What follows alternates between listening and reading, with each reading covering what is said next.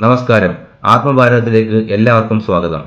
2025 ലോകത്തെ ഏറ്റവും വലിയ വാർത്തകളിൽ ചിലത് എന്തൊക്കെയായിരുന്നു? Artificial intelligence, robotics, space technology, digital economy. എല്ലായിടത്തും സാങ്കേതിക വിദ്യയുടെ കുതിച്ചുചാട്ടം.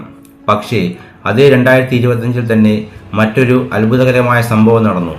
ലോകത്തെ ഏറ്റവും വലിയ ആത്മീയ സംഗമങ്ങളിൽ, മഹാകുംഭമേളയിൽ കോടിക്കണക്കിന് ആളുകൾ പങ്കെടുത്തു. ഒരു ചോദ്യം: ടെക്നോളജി ഇത്രയും വളരുമ്പോൾ ആത്മീയതയും വളരുന്നത് എന്തുകൊണ്ട്? ഇതൊരു വൈരുദ്ധ്യമല്ലേ? ഒരു വശത്ത് ആർട്ടിഫിഷ്യൽ ഇന്റലിജൻസ്, മറുവശത്ത് ഗംഗയിൽ പുണ്യസ്നാനം ചെയ്യുന്ന കോടിക്കണക്കിന് ആളുകൾ.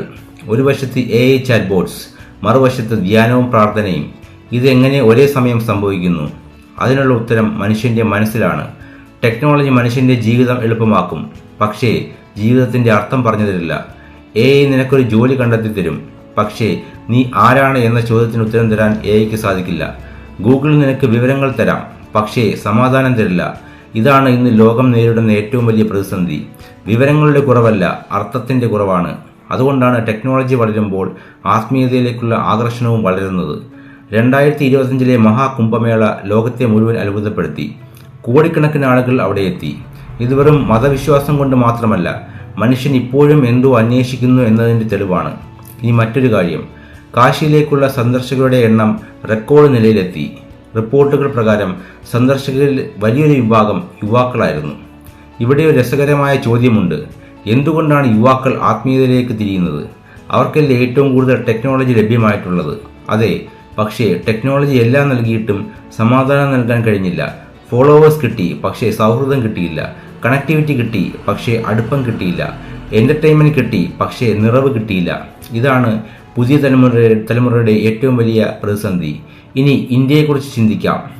നരേന്ദ്രമോദിയുടെ നേതൃത്വത്തിൽ ഇന്ത്യ ഇന്ന് വലിയ ഇൻഫ്രാസ്ട്രക്ചർ പ്രോജക്ട്സും ഡിജിറ്റൽ ട്രാൻസ്ഫോർമേഷനും കാണുന്നു.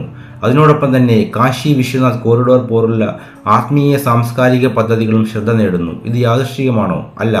ഇന്ത്യയുടെ ആത്മാവ് മനസ്സിലാക്കാതെ ഇന്ത്യയുടെ ഭാവി മനസ്സിലാക്കാൻ കഴിയില്ല. ഇന്ത്യക്ക് ടെക്നോളജി വേണം, പക്ഷേ ആത്മീയതയും വേണം. കാരണം ഇന്ത്യയുടെ GDP അത് മാത്രമല്ല ഇന്ത്യയുടെ ശക്തി. ഇന്ത്യയുടെ ശക്തി അതിൻ്റെ സംസ്കാരവും ആത്മീയ പാരമ്പര്യവുമാണ്. പക്ഷേ ഇവിടെ ഒരു മുന്നറിയിപ്പുമുണ്ട്: ആത്മീയത ഒരു ഫാഷൻ ആക്കരുത്, ഒരു സോഷ്യൽ മീഡിയ ട്രെൻഡ് ആക്കരുത്, ഒരു ബ്രാൻഡിംഗ് എക്സസൈസ് ആക്കരുത്. യഥാർത്ഥ ആത്മീയത മനുഷ്യനെ കൂടുതൽ വിനയമുള്ളവനാക്കണം, കൂടുതൽ കരുണയുള്ളവനാക്കണം, കൂടുതൽ സത്യസന്ധനാക്കണം. ടെക്നോളജി മനുഷ്യന്റെ കൈകളെ ശക്തമാക്കുന്നു, ആത്മീയത മനുഷ്യന്റെ മനസ്സിനെ ശക്തമാക്കുന്നു. ഇവ രണ്ടും നമുക്ക് ആവശ്യമാണ്. കാരണം ഭാവിയിലെ ലോകം ആർട്ടിഫിഷ്യൽ ഇന്റലിജൻസ് കൊണ്ട് മാത്രം നിർമ്മിക്കപ്പെടില്ല, അതിന് ഇന്നർ ഇന്റലിജൻസും ആവശ്യമാണ്. ഇതാണ് ലോകത്തിന് ഇന്ത്യ നൽകുന്ന ഏറ്റവും വലിയ സന്ദേശം. ചിന്തിക്കുന്നവർക്കായി ആത്മഭാരതം.